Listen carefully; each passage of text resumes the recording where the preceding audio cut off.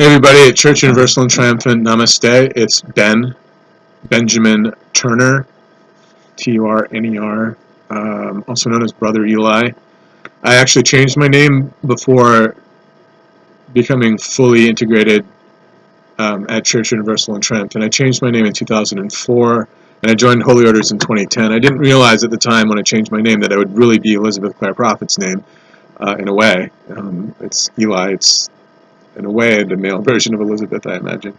Um, and some people are confused with regard to that. To the best of my knowledge, it doesn't really. Well, it makes a difference because people get confused if they look for Ben Turner information and they find Eli Blackhouse information. But my last name is Black. It's hyphenated, Turner Blackhouse. So I don't want people to be confused. And as kind of a preamble to my work here, which will be, I think, on the topic of Mary Magdalene and Jesus, but also Ezekiel. I want to mention, you're right, if you're interested in reading anything that's publicly available on the website for with regard to my cases, the cases that I filed, some of you are curious, or maybe ought to be curious, with regard to what's going on.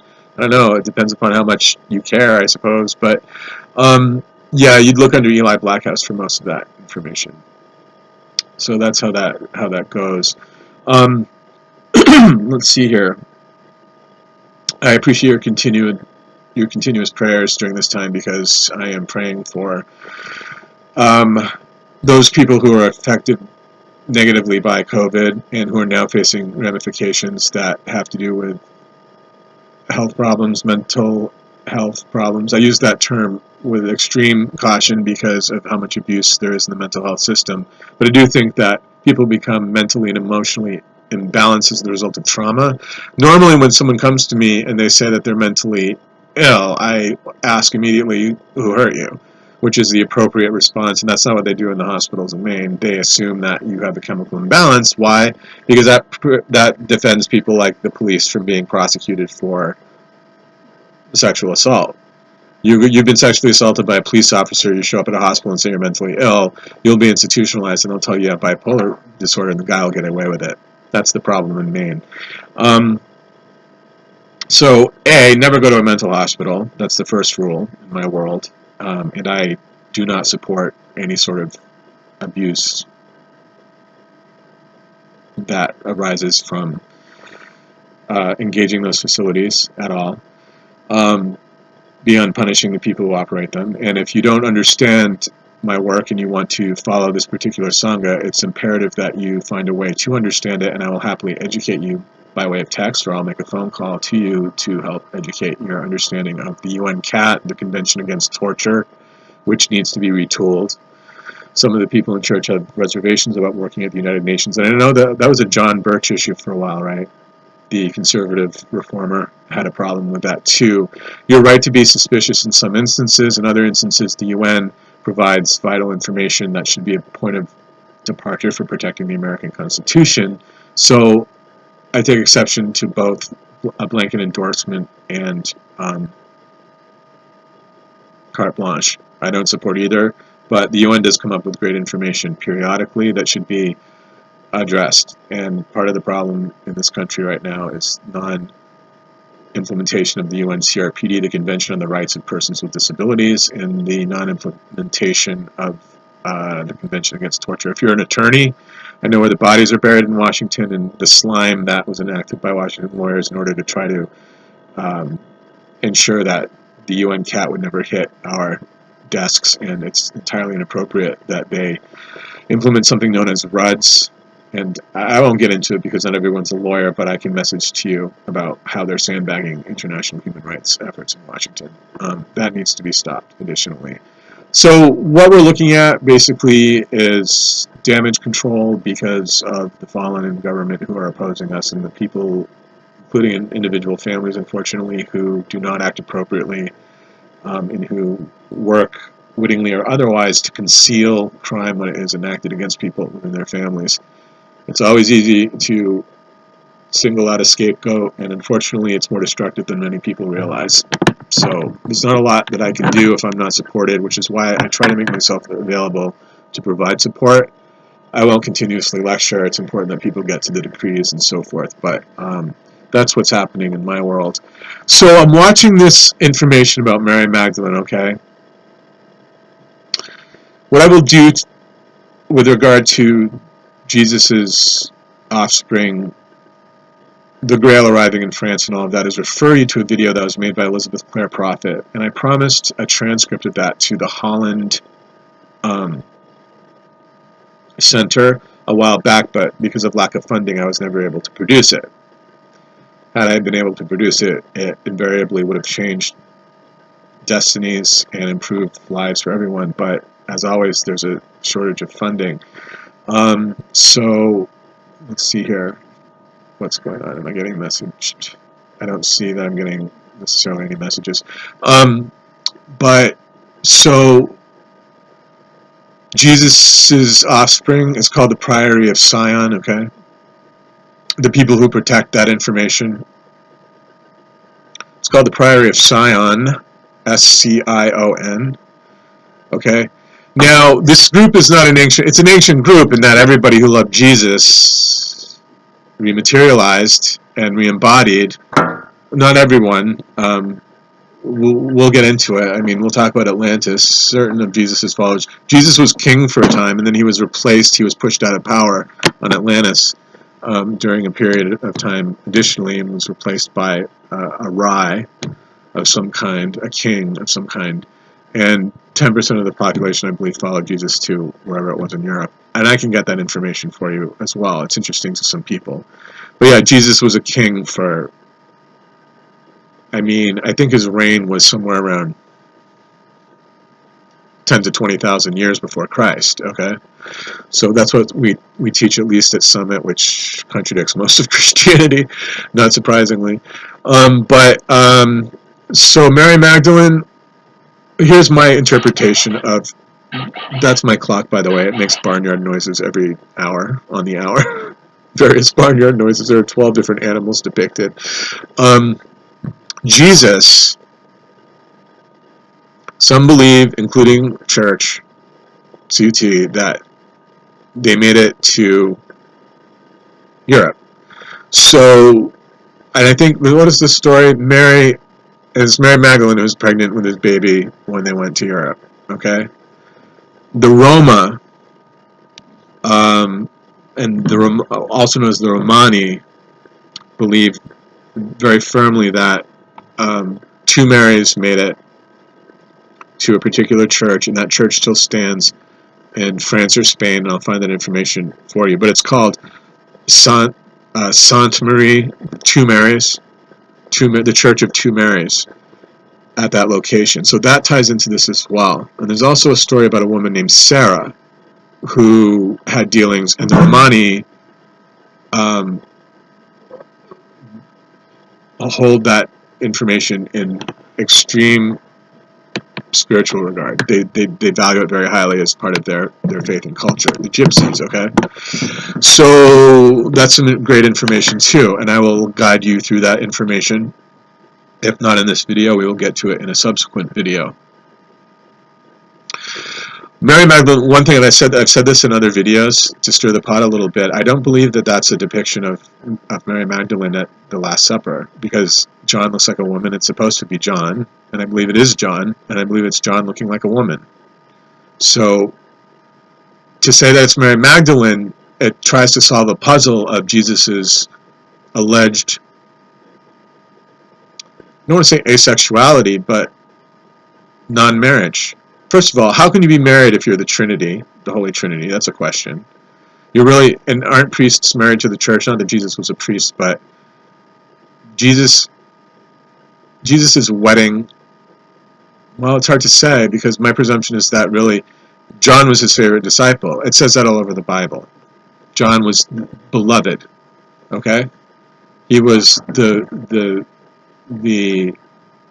apostle loved by Jesus. It says specifically that he loved John. It doesn't say that about Peter. It doesn't say that about Thomas.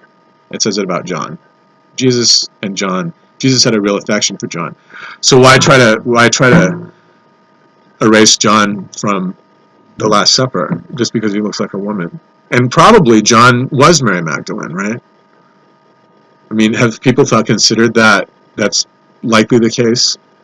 Is that Mary Magdalene was John the Beloved? I believe that, and there's no information that would convincingly contradict that at all. John was one of the witnesses to the crucifixion, so was very intimate with regard to the life path of Jesus for that reason as well. But you have a very female depiction of John. John was either a boy or a very effeminate-looking male, and or looked a lot like a woman in how he presented himself to the external world. That's really the answer. So they say the Grail and all this about Mary Magdalene being pregnant. I think Mary Magdalene and Jesus were friends, good friends. I mean, more than friends, spiritual twin flames to an extent, likely. We say that it's Jesus and Magda, but really Jesus is an embodiment of Mary Magdalene and John, depending upon where everything sort of lands in terms of life path. And it is possible for individuals to appear to bilocate. It says it as much in the teachings, and Germain was known for doing that, bilocating. He'd be in one court, and then they'd have a letter from from the Marie of the Versailles court, or whichever queen at the time would have reported something, and then he would have been in Austria at the time, and people would have seen him there and supported that he was in two places at the same time. That's Germain. He can bilocate because he's a saint. So I'll refer this to you if you're interested, because it looks like they did a good job. It's just on typical, what is it called, biography? Yeah, the channel is called Biography, and it's Mary Magdalene, Jesus and his early followers. That's what it's called. It's a full documentary on Jesus. But Mother, where you want to go for that information about Joseph of Arimathea and all of that, they're taking the Grail. First of all, the Grail is really the blood of Jesus. The family line of Jesus is really the Holy Grail, right? We think of it in terms of a cup, and everybody wants to go and find the cup. But it's kind of like ancient alchemy. The real amazing part of being so holy that you can become alchemical is that you're not actually changing common metals into gold. You're changing elements of your life into the gold that is part of your marriage, part of your wedding garment. Gold symbolizes marriage and the sun, right? So don't take it literally necessarily all the time when they say ancient alchemists could turn common metals into gold. It's a real gift that people develop, but it occurs on it occurs within the chakras, and it occurs within the manner in which your system interacts with your twin flame as well. So bilocation is possible. Germain proves that. Yeah, there might be a couple instances where people were fooling around with metal and poof, suddenly you have a bar of gold. That's entirely possible, I suppose. But don't miss out on the real point when they talk about the Holy Grail. The Holy Grail are those people who are descendants of Jesus and part of the lineage of Jesus as well. It's like the Shroud of Turin is really those of us who have the face of Jesus, right? Who are evolved enough, or who are in the proper round to be able to fully embody the entire world of Christendom the right way. So the Shroud of Turin, that's another one. And Mother says that beloved Jesus is actually, that's the real Shroud of Turin. I've told you guys this story before, right? The Sindelar Jesus. I'll get it for you right now. Let me see if I can pull it out. Well, I have my altar over here.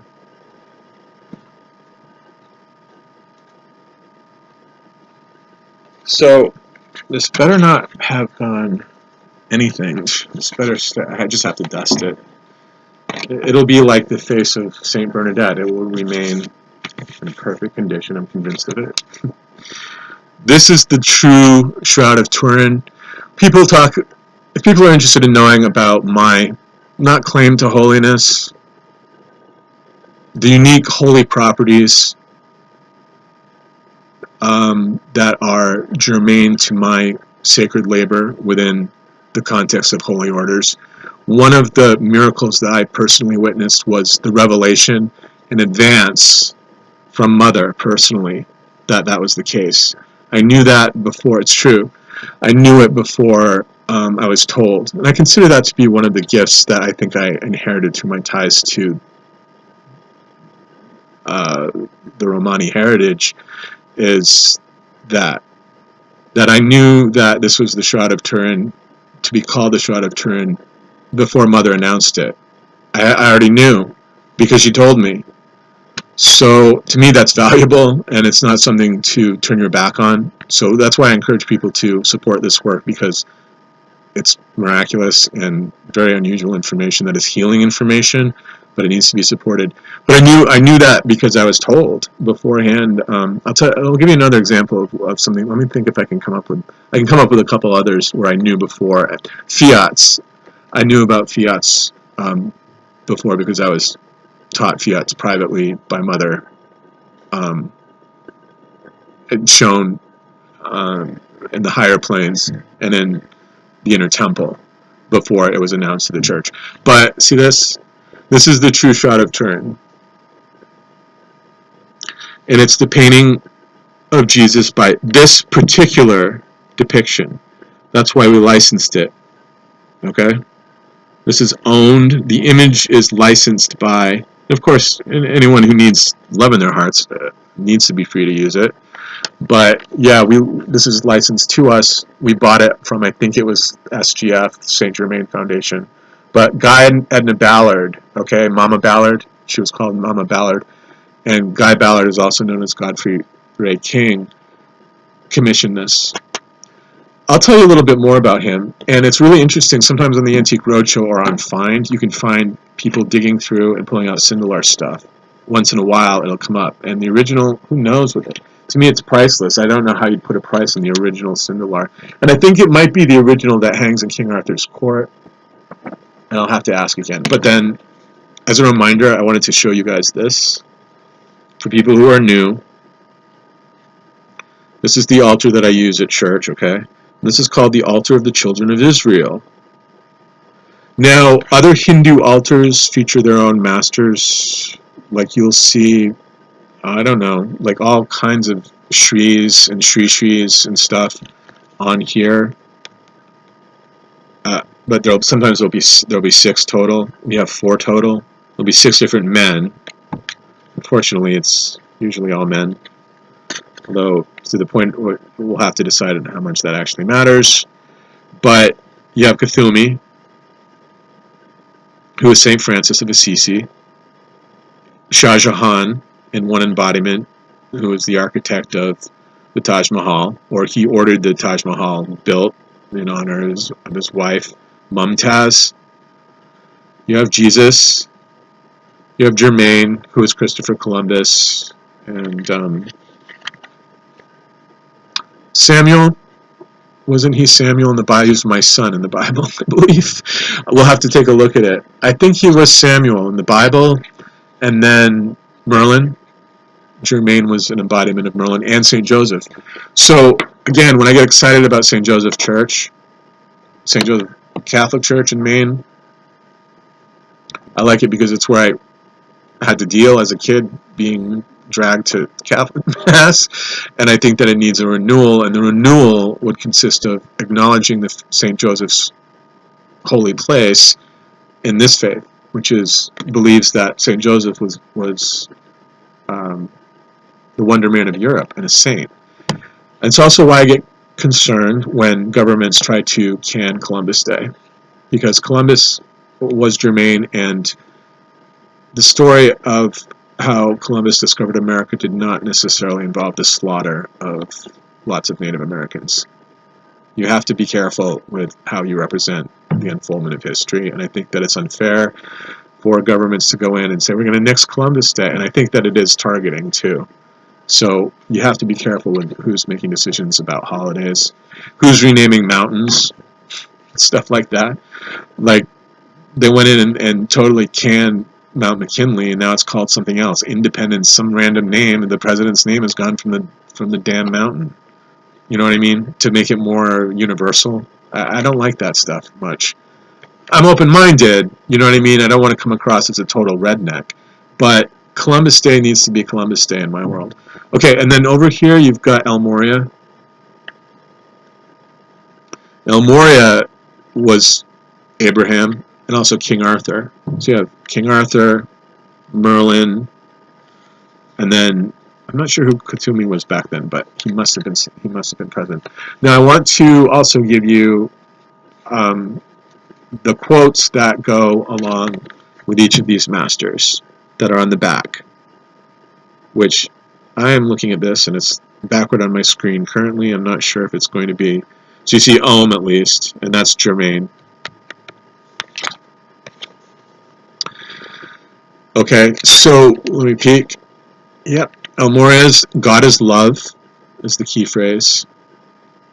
Germain is Om, A-U-M.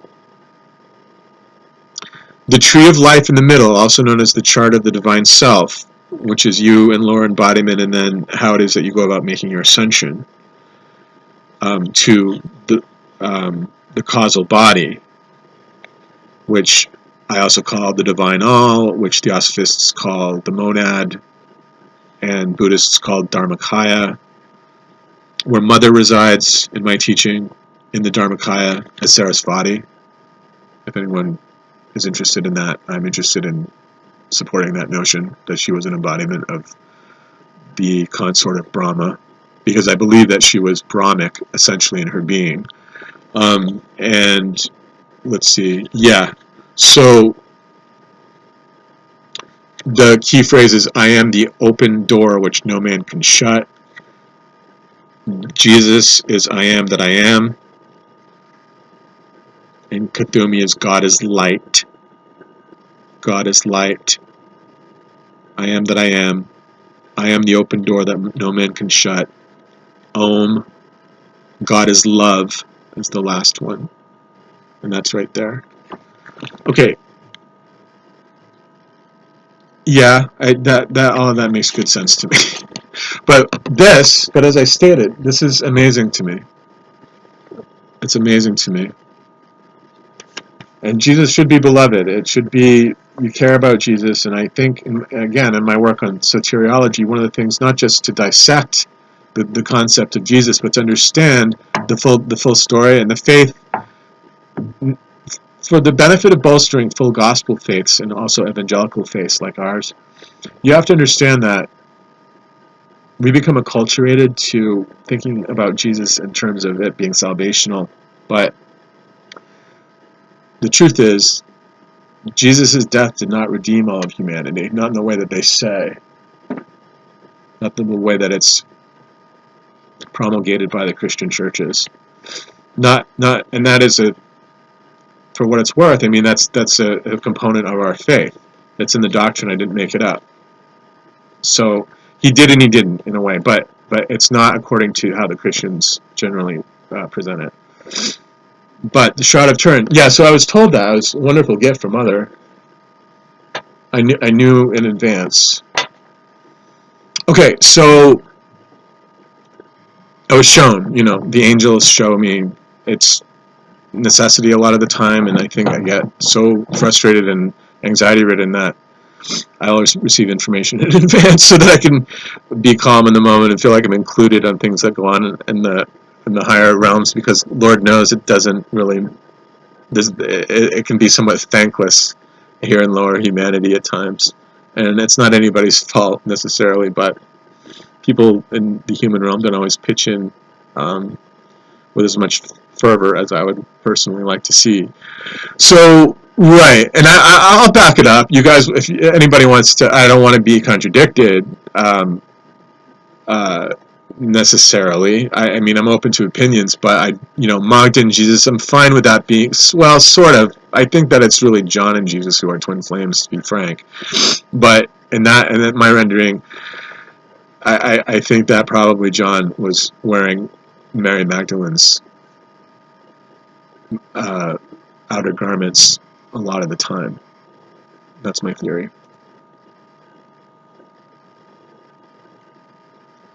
Bible Secrets Revealed. You can read that about the real Jesus too. Aliens on the moon. Right. I mean, we're doing a lot of work with Nephilim, but it's a little bit, it's not thankless because it's interesting and there's a thread. But, you know, I had an interaction with a gentleman who said, because you support protecting aliens, it's, I don't support as a blanket understanding. And if that's in Urantia, I'm not aware of it. I'm really not aware of a lot of Urantia. It doesn't make me less of a theologian. It's that I know that it's just out of my wheelhouse. And we were taught that Nephilim were to be prayed away because they're fallen, and that aliens are really representations of that. Historically, I think that Mother probably ran into some debates with maybe the Raelians and stuff, or at the time, the groups were contemporaneous, and Rael was probably drawing a lot of attention when Mother started saying, I have no idea. But it's a tradition, or I don't want to say tradition, it's a practice as part of our prayers to pray away Nephilim and their crafts. In a revelation I had about that, additionally, which I know is true, and I didn't need Mother to tell me it was true, it's just I know automatically, was that when they refer to aliens and their crafts and praying them away, they're referring to the Nativity. And a nativity is any birthplace, including the birthplace of something important, like a human rights lawsuit. Excuse me. And so, aliens and their crafts, and also people on their last legs, if you will. Not that they're going to lose physical embodiment and encounter corporeal death, but people in church, many people have made a commitment to try to get to Montana, to try to ascend in this lifetime, if you will, to escape the cycles of samsara by attaining moksha, released from the burdens of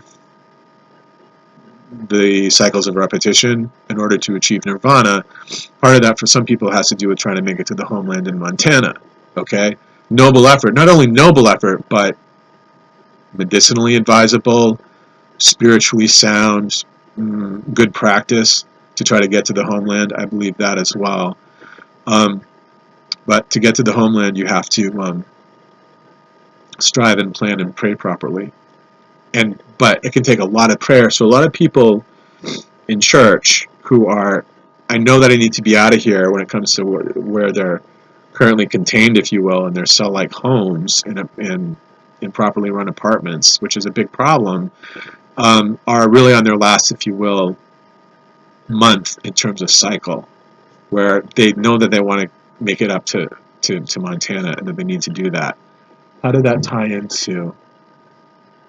I don't remember my point with all of that. I don't know how I started talking about Zion.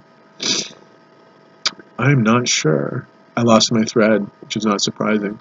In any event, the Holy Grail is really the bloodline of Jesus, okay? So I'm going to look up a couple of things right now. And we'll talk. So Nephilim. Oh, Nephilim. Let me finish my point about Nephilim. Praying away aliens and their crafts. We call them Nephilim because we refer to fallen angels, but when you think about not just fallen angels in the Old Testament sense of the word, but invading aliens, as I said, it's perfectly possible that there are some good aliens in the world who need to be protected should they come to the planet. I don't know, but it's highly likely too that there's so many bad people in the world that there are also bad aliens out there trying to elbow their way in. You have to protect from that concept as well. So, although I have to give props to your ranch if they're aware of like wonderful, lovely aliens out there who need homes. But my point is, if you need a home, make sure that you come to a safe home and not to the Earth in its current configuration, because you will be disappointed, if not injured. And it's important that some of those people do stay away. Oh, so when I'm talking about here and people having causes of action, causes of legal action, nobody wants to talk about it because it's this big point of, I don't want to say shaming, because I've been supported by the church. When I brought my case forward and said, I really would like to integrate this with church efforts, and I would like to see the fruits of this important labor that is also very dangerous and awkward to pursue, but entirely necessary to attain visibility within the church.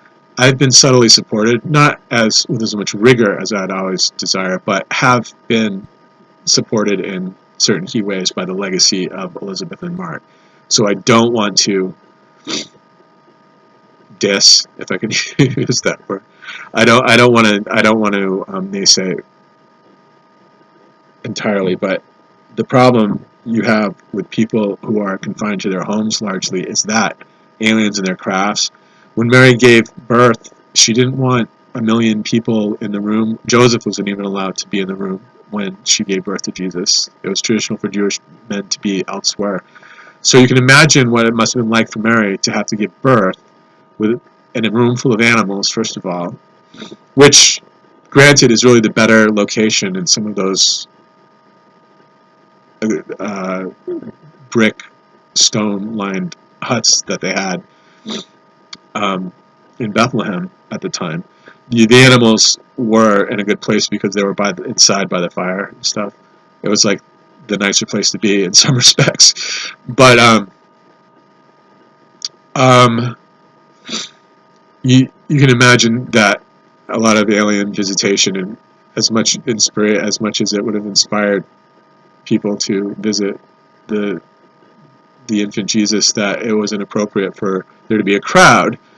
So there's a reference to that too. It's, I don't want crafts and cars, in other words, alien neighbors and cars by my location, because I am trying to, quote unquote, assist the birth of a concept that needs to be implemented, and I can't do it from here if they're going to be, quote unquote, space invaders all about my business. That's important as well. I won't get into it beyond that, but it's a reference to that. The praying against aliens and their crafts actually supports that concept.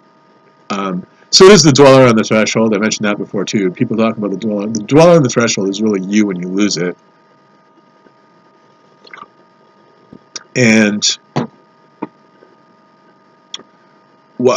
it's not good to lose your business and your chakral composition to the point at which you're deliberately decompiling all of your chakras and just blacking out all of your chakras. It's entirely not appropriate. It's unhealthy.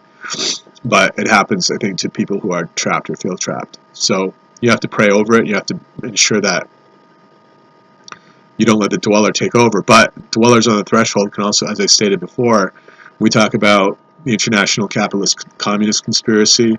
There's also a capitalist conspiracy now too, and capitalism that supports stuff like human trafficking. In other words, a human trafficking victim can't get access to a store because he or she is being trafficked, and they look like a miscreant or they look like an outcast, and so they're rejected by shopkeepers. It's not appropriate because people end up dying in the street. And what do you have in a town that is just capitalist and doesn't think about their neighbor? That's the problem with capitalism, is that it starts to create that sort of friction that is not simply social friction but can be murderous. I'm not giving a blanket endorsement to communism either. In fact, I think that's why Elizabeth eventually updated the International Communist Conspiracy to the Capcom Conspiracy, because both forms of extreme government are very dangerous. So the dweller on the threshold, again, praying away those people who are from another round, who are, as much as they might be well-intended, it's not time for them to be saved. It's bad political and legal practice as well to allow anybody to associate. And it's not about the color of your skin, which we use that, I think, as a meme for children in schools a lot, because we want children to understand the concept of freedom. But the concept of freedom doesn't arise from deconstructing tensions based upon color. It arises from protecting where people are in space-time and what round is being occupied, and what people's legal obligations are additionally. You can't litigate like I'm in court, can't litigate properly if everybody is going to be interfering in my ability to actually get traction, to close certain notions and to propel judgment, the right kind of judgment. Mother came to me about 6 or 7 months ago at this point and informed me that she, quote unquote, really meaning me, one of her chelas would have to sort of take the reins and so forth with regard to this state problem here. Yeah, I knew she was talking about me at the time, but it's really mother. Like when I go around stumping, not in the sermon sense, but in the sense of actually trying to get a point across. It's really Elizabeth Clare Prophet's quote unquote responsibility, but she knows it is because she knows that she's the only person who can deal with it, as I know that I'm the only person who can properly litigate what's going on. So yeah, so it has to be what it is, but that means getting all of the people who aren't in the right round out of here, which is why we say aliens and their crafts. Politely put, you want me to litigate something, people have to either get out or move me. Otherwise, we're just playing around in water, you know. And it's no good. It's no good. It's not how to prosecute. It's just not the way to do it. So I'm laughing. I don't want to point fingers, and I want people to be on my side. And it's really compassion for other people who are suffering because I can't help them as well. But you have to have the right setup. Not just talking about people forking over clams, like give me $500 a pop or whatever. That'd be great because, as I said in another video, it's important that people actually reach the point at which they can give. And I'm not doing my job, I think, if people don't reach that point. People need to be able to give. They need to feel confident that you're doing the right thing and that they're not supporting something. But they also need to be able to give when they feel like they can support you. And a lot of people, I think, are not employed properly, and that's why it becomes problematic. You know what I mean? So people need to be able to give. Okay. So over here, let's see. Mary Magdalene. I think John's Mary Magdalene. And let's take a look over here. Okay, so Ezekiel. Let's see if I can pull it up in Lumina. Had a supremely interesting interview with Kingdom Hall the other day, and if you'd like to hear my response to that, the Jehovah's Witnesses, super interesting conversation. A real two-way, formative, truly inquisitive interaction with regard to views on eschatology, soteriology, very serious conversation. Yeah, persuasive. It's like you want people to believe your thing, but I think I have the right thing, so I felt confident, the right story, the right Bible. I felt confident approaching them in part because of the training through CUT, is that, my understanding is that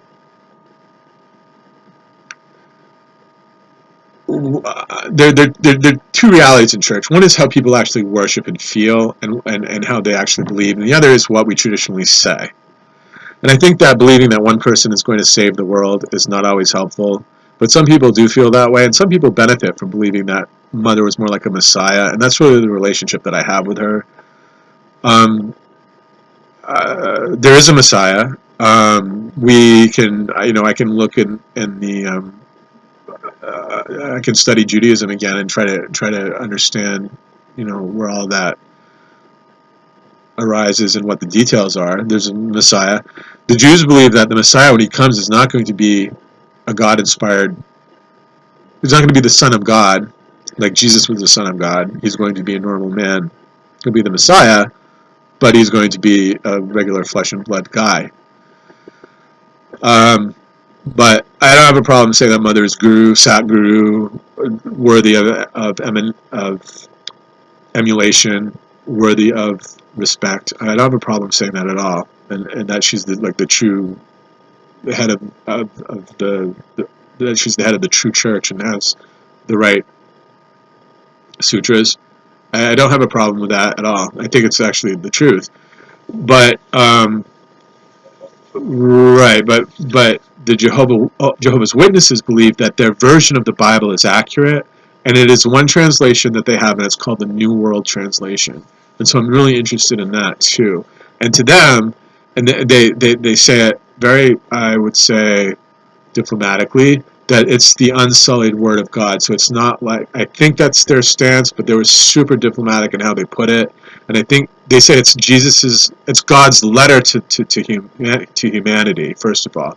But I think that their opinion is that it's not everybody. There are other Protestants who believe that as well, but that it's like the unsullied word of God, whereas CUT and even the Catholics well, especially the Catholics, think that it's referential and symbolic of God's word, but that it's not to be taken literally. And I think that Kingdom Hall takes it, quote unquote, literally.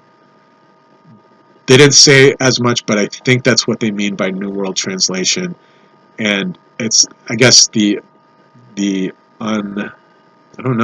uncompromised word of God. I'll look into it and we'll get some more information about it. But that's interesting, an interesting conversation. They're interesting people. Okay, wait. So Ezekiel, let me see if I can pull it up right now, because we were talking about that and people were saying that we were overdue.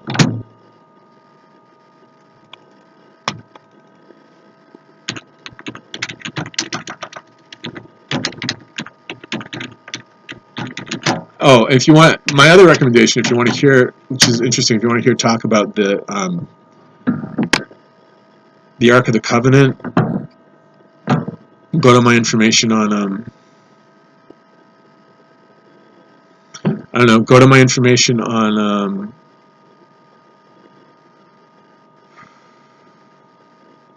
Samuel. I did a reading from the book of Samuel 1, which talks about Eli, my namesake, who falls over dead from his chair after the Philistines come and destroy everything. And it's a sad story. But Eli was the first ancient priest who's also a judge. Okay, so I'm glad I took his name for that reason. Book of Ezekiel. I should go to jw.org probably and read their version, but I think I'll try to pull up new. Well, let's see if I can do New World.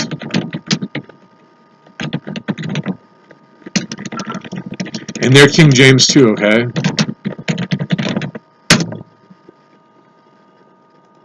Yeah, it's jw.org.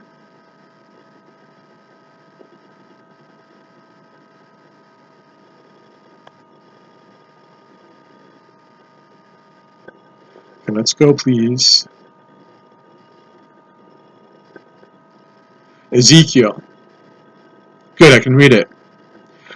Oh, don't give me a hard time with pronunciations right now. I did not go through the plan. It's going to be Buzai and Jawahakim and stuff like that a lot, and I'm going to sound like an adult. I don't like doing that. And they say Jehovah, see? One thing that they're very specific about was Jehovah being the name of God. And they refer to the New Testament as, I think, the Christian Greek. They don't call it the New Testament. I think they call it the Christian Greek Testament.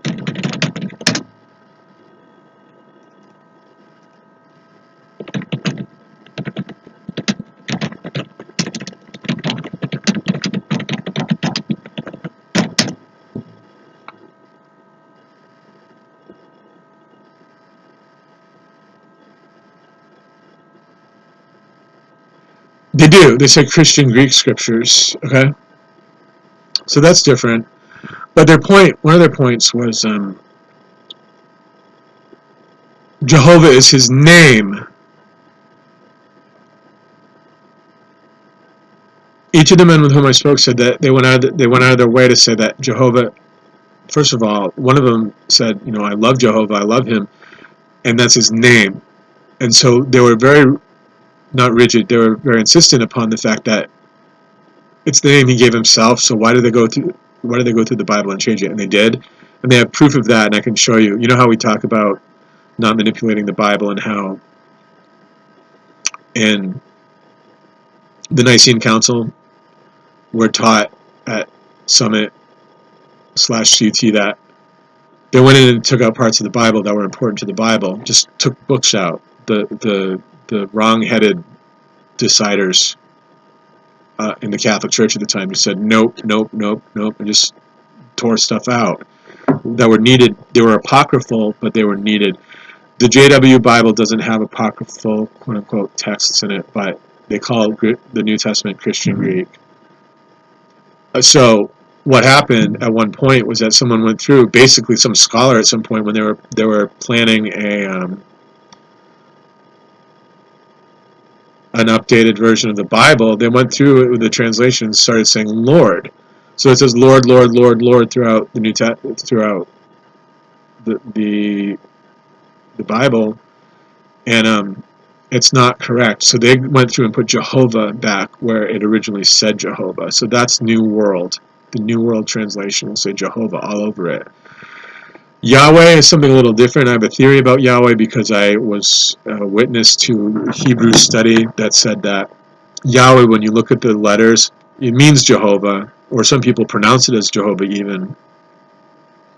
But if you look at the letters of Yahweh, if you're a Hebrew scholar, they say in the Old Testament, when they say, and again, I'm not saying that Nephilim created the world. We say Vesta and Helios created the world, right? At the behest of Alpha and Omega. But Yahweh sounds like it could be multiple people or multiple beings, because it's plural, in fact. Yahweh is plural. It does not mean one person. It means more than one people. More than one person. Yahweh does. I'll dig into that if you guys are interested in knowing more about it. But I don't want to embark on necessarily. The Raelians do, however, the guys who think that, what is it, aliens are here, or the lead is an alien, or there's an alien genetics within some of it. I don't even know because I haven't had time to look at it yet, but they believe that Yahweh was an alien, extraterrestrial, who came in a saucer and created mankind, I believe. And then I think there was only one Yahweh at that point, but I mean, according to them. Okay, and so I'm not trying to undermine anybody's work or anything like that. It's that variations on thought can be kind of okay to laugh at periodically. I think if it's something new to you, you're still trying to adapt. And I'm not denigrating anybody's faith at all. It's that I don't fully understand it, so I laugh at it to kind of relieve tension, I believe. But so the book of Ezekiel, and there is a famous UFO sighting in that, right? UAP sighting in Ezekiel, because Ezekiel witnesses a creature descending, and I think giving a message. If we can click to it.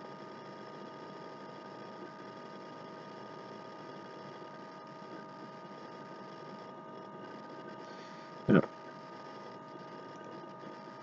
May I see, please? Let's see. New World Translation in Jehovah. Rather, New World. And what did I say? Ezekiel.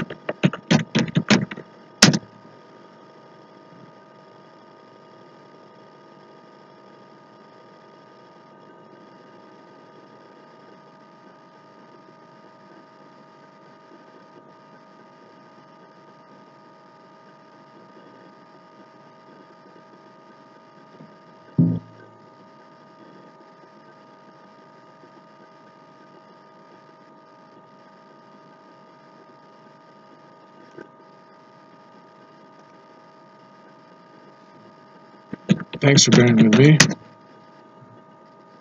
Okay, here it is.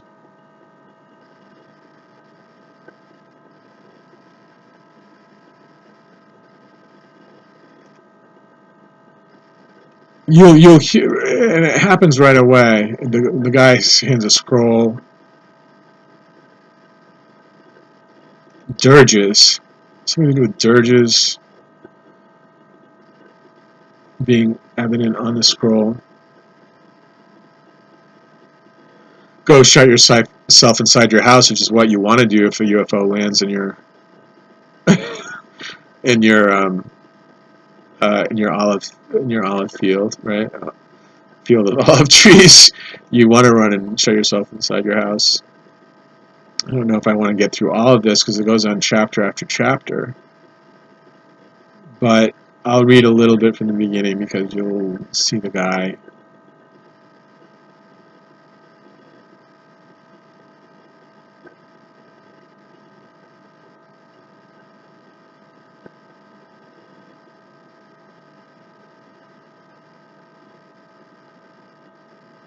Let me read you this because it's funny. Ezekiel 5.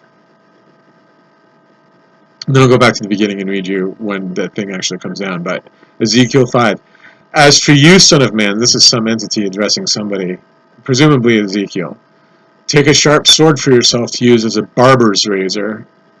Shave your head and your beard, and then take scales to weigh and divide the hair into portions You will burn a third of it in the fire inside the city when the days of the siege are completed. Then you will take another third and strike it with a sword all around the city. And the last third you will scatter to the wind, and I will draw a sword to chase after them. 3. You must also take a few strands of them and wrap them up in the folds of your garment, and take some more of them and throw them into the fire and incinerate them. From this a fire will spread to all the house of Israel. This is what the sovereign Lord Jehovah says. This is Jerusalem. I have set her in the middle of the nations with hands all around her, but she has rebelled against my judicial decisions and my statutes, acting more wickedly than the nations and the lands all around her. For they have rejected my judicial decisions, and they did not walk in my statutes. They did not walk in my statutes. 7. Therefore, this is what the sovereign Lord Jehovah says, because you were more troublesome than the nations all around you, and you did not walk in my statutes or carry out my judicial decisions, but instead you followed the judicial decisions of the nations all around you. This is what the sovereign Lord Jehovah says. Here I am against you, O city, and I myself will execute judgment in your midst before the eyes of the nations. 9. I will do in you what I have never done before, and the likes of which I will not do again because of all your detestable practices. So, as usual, angry about human behavior. 10. So fathers among you will eat their sons, and sons will eat their fathers, and I will execute judgment among you and scatter all the rest of you in every direction. 11. Therefore, as surely as I am alive, declares the sovereign Lord Jehovah, because it was my sanctuary that you defiled with all your disgusting idols and with all your detestable practices, I will also reject you. My eye will not feel sorry, and I will show no compassion. 12. A third of you will die by the pestilence or perish in your midst by famine. Another third will fall around you by the sword, and I will scatter the last third in every direction, and I will draw a sword to chase after them. 13. Then my anger will come to an end, and my wrath against them will subside, and I will be satisfied, and they will have to know that I, Jehovah, have spoken in my insistence on exclusive devotion. Insistence on exclusive devotion, when I have finished unleashing my wrath against them. And he goes on, I will make you a devastated place and an object of reproach among the surrounding nations and in the eyes of everyone passing by. 15. You will become an object of reproach and scorn, a warning example and a horror to the nations around you when I execute judgment on you in anger and in wrath, and with furious punishments I, Jehovah, have spoken. So, that's Ezekiel 5. But I can tell you when the thing comes down.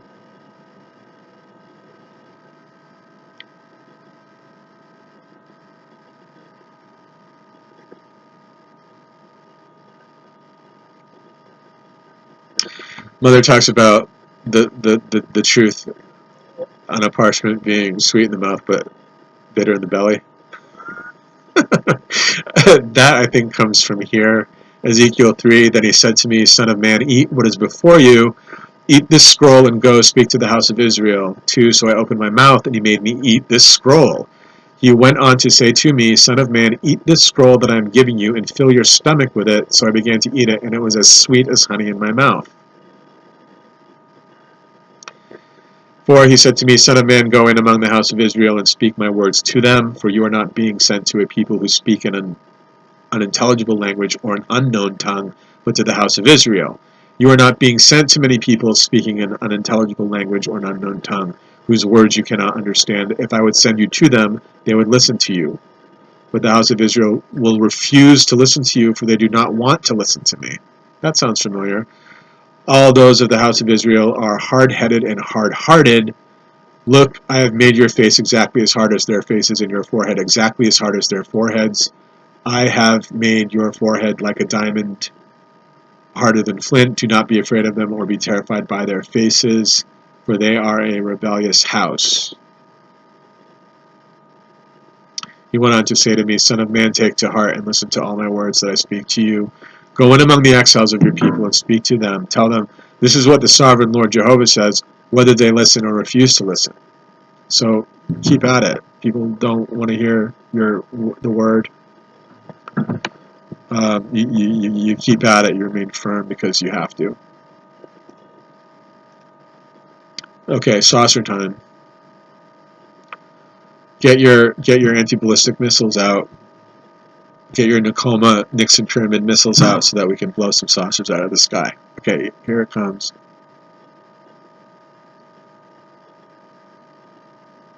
Okay, it's not here. Let's see.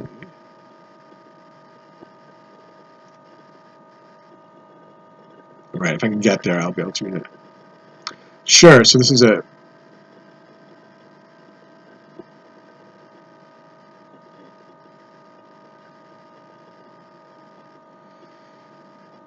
One. This is Ezekiel 1, the very beginning of the book of Ezekiel.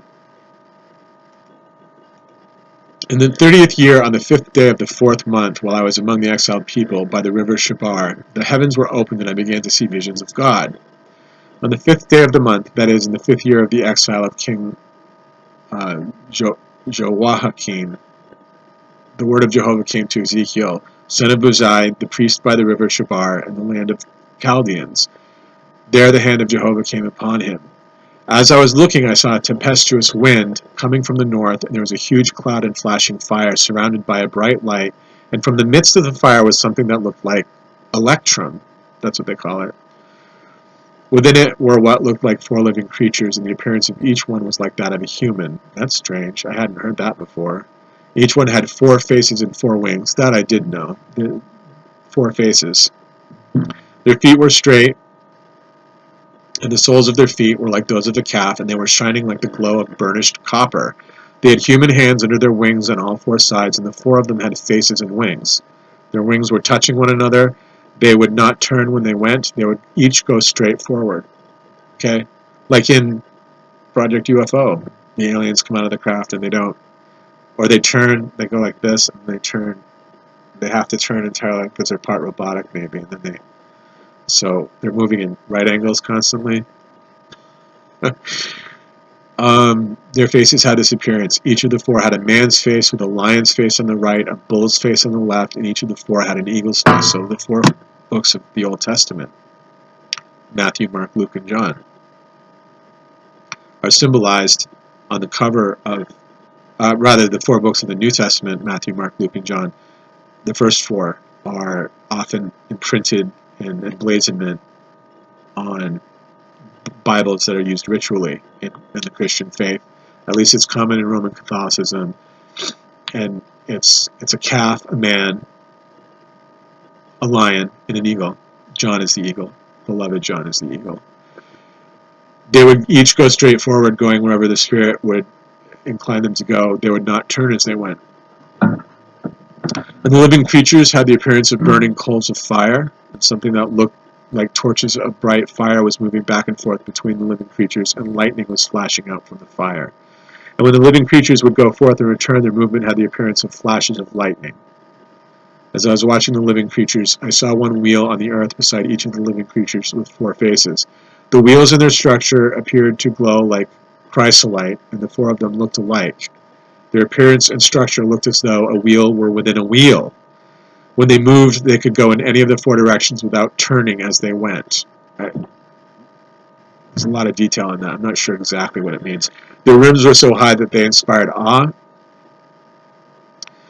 And the rims of all 4 were full of eyes all around. Whenever the living creatures moved, the wheels would move along with them. And when the living creatures were lifted up from the earth, the wheels would also be lifted up.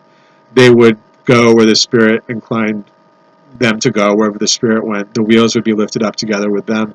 For the Spirit operating on the living creatures was also in the wheels. When they moved, these would move, and when they stood still, these would stand still. And when they were lifted up from the earth, the wheels would be lifted up together with them. For the Spirit operating on the living creatures was also in the wheels.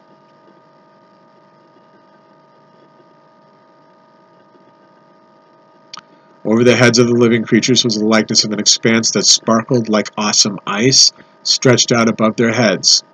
Under the expanse their wings were straight, one to the other. Each one had 2 wings for covering one side of their bodies and 2 for covering the other side. When I heard the sound of their wings, it was like a sound of rushing waters, like the sound of the Almighty. When they moved, it was like the sound of an army. When they stood still, they would let their wings down.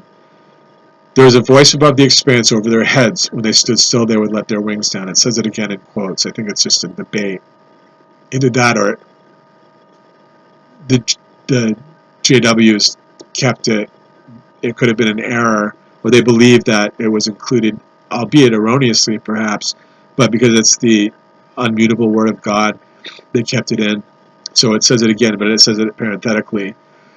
Above the expanse that was over their heads was what looked like a sapphire stone, and it resembled a throne. Sitting on the throne up above was someone whose appearance resembled that of a human.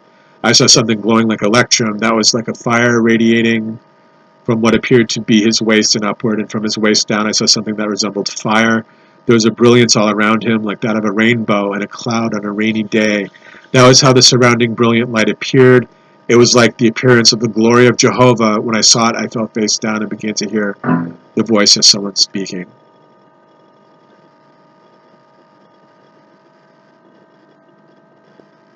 I'll read you to dirges. So this is going to be chapter 2. I won't continue because it's a long book, but I'll read you to dirges.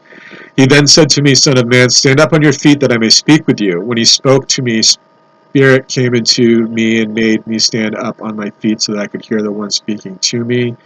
He went on to say to me, Son of man, I am sending you to the people of Israel, to rebellious nations that have rebelled against me down to this very day. I am sending you to sons who are defiant and hard-hearted, and you must say to them, this is what the sovereign Lord Jehovah says. As for them, whether they listen or refuse to listen, for they are a rebellious house, they will certainly know that a prophet was among them. But you, son of man, do not be afraid of them, and do not be afraid of their words, although you are surrounded by briars and thorns, and are dwelling among scorpions. Do not be afraid of their words, and do not be terrified by their faces, for they are a rebellious house. You must speak my words to them, whether they listen or not, for they are a rebellious people. But you, son of man, listen to what I am telling you. Do not become rebellious like this rebellious house. Open your mouth and eat what I am giving you. When I looked, I saw a hand stretched out to me, and in it I saw a written scroll. When he spread it out before me, I had writing on both front and back. Dirges and mourning and wailing were written on it. So,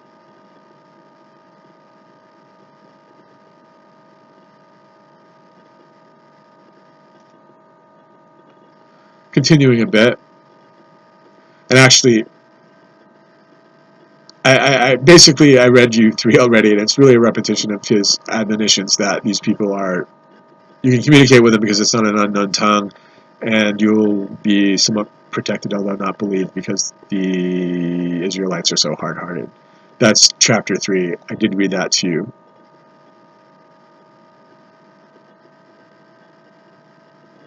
And then he wants them to seize Jerusalem.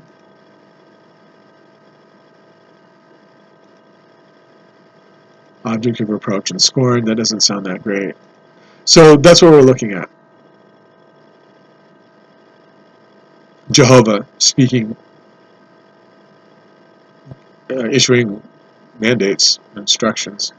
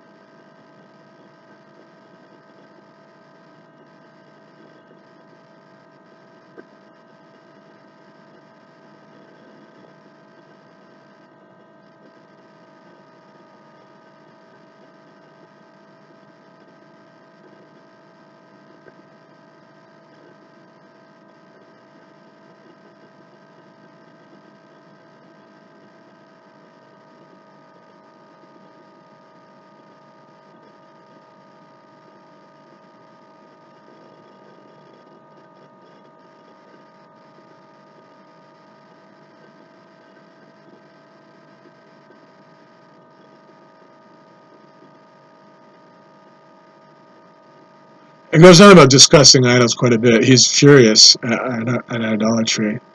Furious.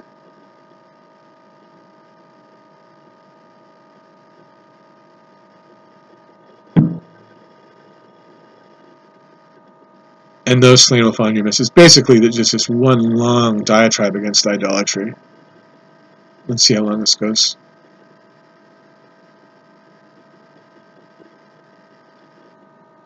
They will have to know that I am Jehovah.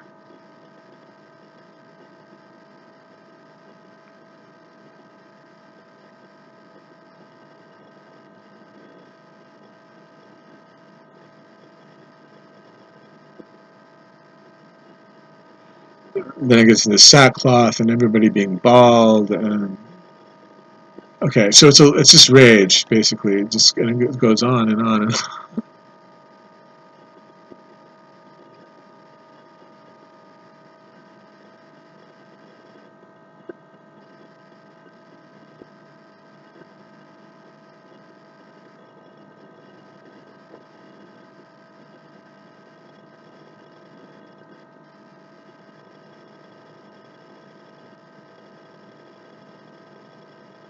More about idols. So I'm not going to. What I should do is just finish up and on my own, include it in my studies, and then provide a synopsis. I think that's the best way to do it. But jw.org, the New World Translation is nice to use because if you prefer that it says Jehovah, it says Jehovah. And then, but at the top there'll be like it'll read it out for you. You can just click on whatever chapter, and you'll have it like right there at the top. Just have someone read it like it's on audiobooks. So that's great too. I like Lumina. Actually, I like whatever. There's a feature called Lumina in one of the books I use. Right, Lumina is Apollo's consort. Apollo and Lumina are Elohim.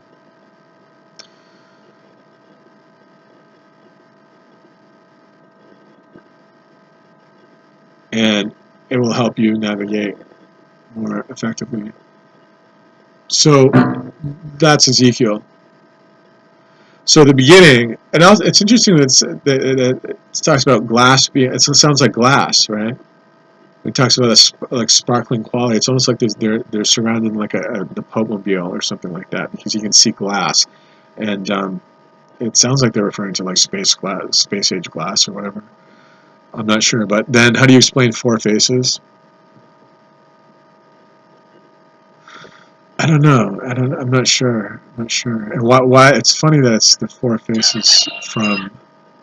We'll have to find that connection too. Why it is that? Well, the connection between the first four books of the Bible and Ezekiel, the same animal, three animals with one man.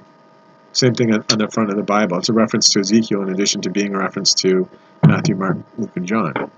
So.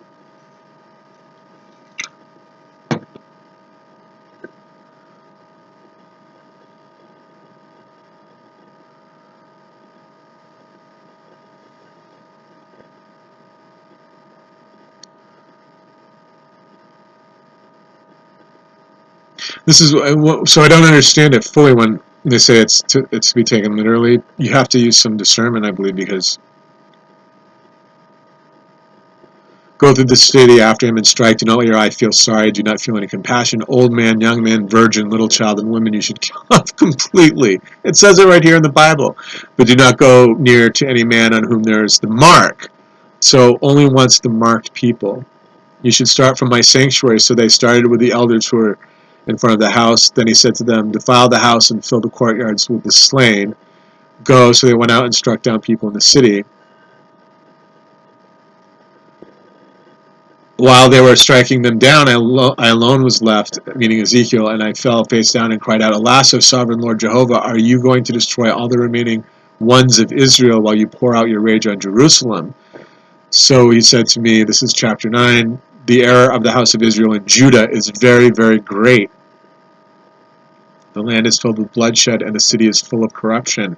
For they say, Jehovah has left the land, and Jehovah is not seeing. But as for me, my eye will not feel sorry, nor will I show compassion. The consequences of their way I will bring down on their own head.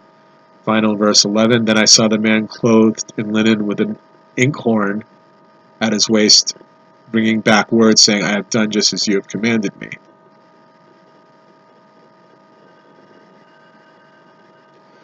What he's doing is trying to purge the city, I believe, because of the idolatry and wickedness. You can't have the non-marked. Only the marked are permitted to stick around because it's so infused with quote-unquote disgusting idols.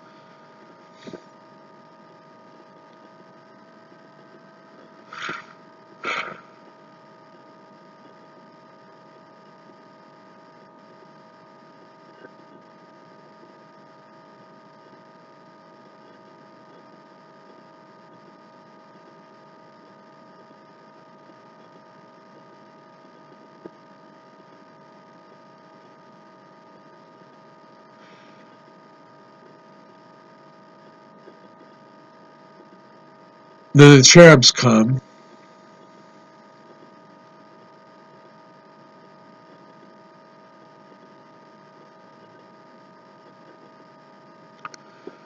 And again, they're on wheels. As I was watching, I saw 4 wheels beside the cherubs, 1 wheel beside each cherub, and the wheels appeared to glow like chrysolite stone. Chrysolite sounds something out of the Jetsons. It sounds like directly out of the Jetsons. You need a Formica countertop to go along with that. As for their appearance, the 4 of them were alike, looking as though a wheel were within a wheel, which they never really explain what that means. When they moved, they could go in any of the 4 directions without turning, because they would go to the place where the head would face without turning. It's almost like they're talking about anti-ballistic, anti-gravity aircraft in a way. It's not exactly that technology, but it sounds a little bit like it. He repeats how it is that the vehicles move. They can go in any of the 4 directions without turning. Their entire bodies, their backs, their hands, their wings, and the wheels of all 4 of them were full of eyes all around. As regards the wheels, I heard a voice that called to them wheelwork. Weird. It says it in quotes, wheelwork. Each one had 4 faces. The first face was the face of the cherub, the second face was the face of a man, the third was the face of a lion, and the fourth was the face of an eagle. And the cherubs would rise. They were the same living creatures that I had seen at the river Chabar. And when the cherubs moved, the wheels would move alongside them, and when the cherubs lifted up their wings to be high above the earth, the wheels would not turn or move from their side. When these stood still, they would stand still, and when they rose, they would rise with them, for the spirit operating on the living creatures was in them. Then the glory of Jehovah departed from over the threshold of the doorway of the house and stood still over the cherubs. The wheels, here's another UFO reference. I happen to know this. They would rise with them, for the spirit operating on the living creatures was in them. When these stood still, they would stand still, and when these rose, they would rise with them. The wheels would, for the spirit operating on the living creatures was in them. In other words, telepathically. Which David Adair, if you read his recounting Area 51 witness, where the U.S. government keeps down down UAPs, extraterrestrial vehicles, allegedly. I don't want to say allegedly because he witnessed it. He knew what was going on. I believe him.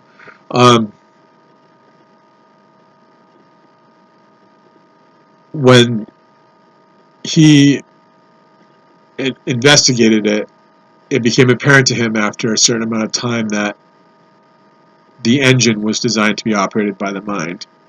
That and other scientists have said that as well.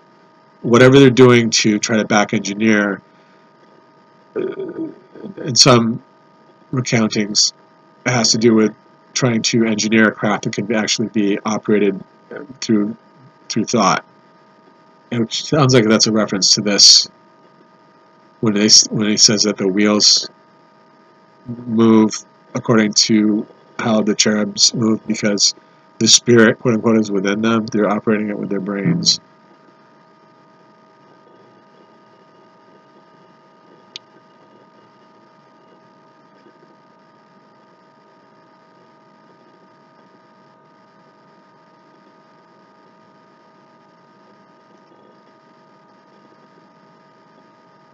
They would each go straight forward. He keeps saying that too, how they move. They walk in one direction, and then at one point he says he walks in one direction, and then he walks. If they'll walk sideways because it's the other face. So you've got the lion face when the lion wants to do something. They just kind of move in this direction because the lion's face is here, the eagle's face is here, the man's face is here, and the calf is in the back of the head.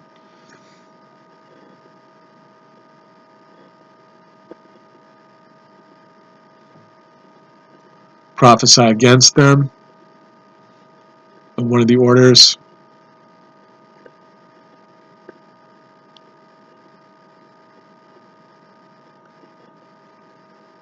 It's just impossible for me to read all of this because you'll be smothered. But I wanted to give you a sense of the book here.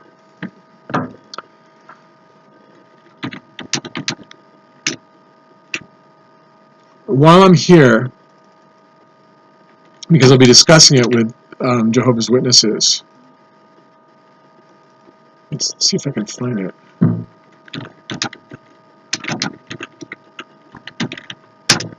You know that there are references to Mark and Mother in the Bible.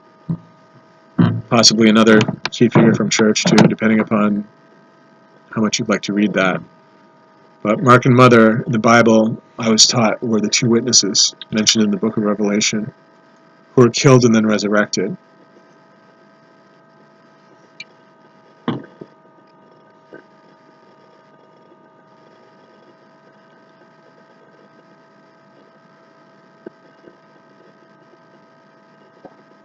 What I think I would like to do, because they're presenting a synopsis here, is I will go through and study this, because there's a key to Scripture. Oh, it's called an overview of the book of Revelation. It'll give me links. So I'll be able to parse for you, Jesus' message to the seven congregations, a vision of God on his throne, present to you more information about seven seals, seven trumpets, seven bowls, and then keys to understanding the signs, references to the Lamb of God, God's adversary Satan,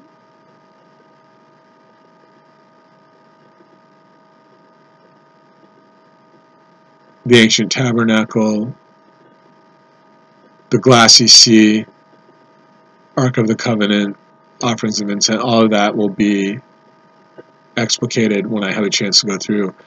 And possibly what I should do is plan on a full reading of the book. Maybe that can be one of my contributions, is to do a full audio reading so that we can have the go through, pin it down so that I'm entirely conscious and am able to enunciate and articulate properly. But put that on tape and have it there as a church resource so that people can pray along with the entire book of Revelation. And as I asked at Kingdom Hall, I would like to bone up on my understanding of Patmos and John as well. I'm going to leave it there because I want to listen to this and see how it is that I can continue in a subsequent video. Yeah, my work on UAPS is still online, but I also am interested in nailing down some of the traditional features of the Bible so that we can put it into context and have a better appreciation of how it fits into our daily lives. Thank you very much for listening. If you'd like to give a donation, I'd appreciate it. Just send me a message and I'll send you a link. I'll send you PayPal. Until I get a different apparatus, what I'll do is, for people who donate, I'll send you a PayPal link so that you can donate using PayPal with your credit card or your PayPal account. But if you just have a standard credit or debit card, you can donate to me by PayPal, and I'll send you a receipt for it as well. And I don't retain any of your information and won't rebill you, because I won't have the ability to rebill you unless you choose to do that. But what I'm looking for is ultimately people who would like to give a small monthly donation to support a newsletter, so I can start giving commentary on the pearls and on the teachings and lessons of Saint Germain in accordance with my obligations as a member of Order of St. Joseph, which is our sacred labor to distribute the teachings of Germain. Namaste. This is Ben Turner, also known as Brother Eli, at the Summit Lighthouse, aka Church Universal and Triumphant. I'm a minister and chaplain for Armed Forces, U.S. SOCOM. I'm in Special Operations Forces. Thank you very much. Have a great day. God bless. Bye-bye.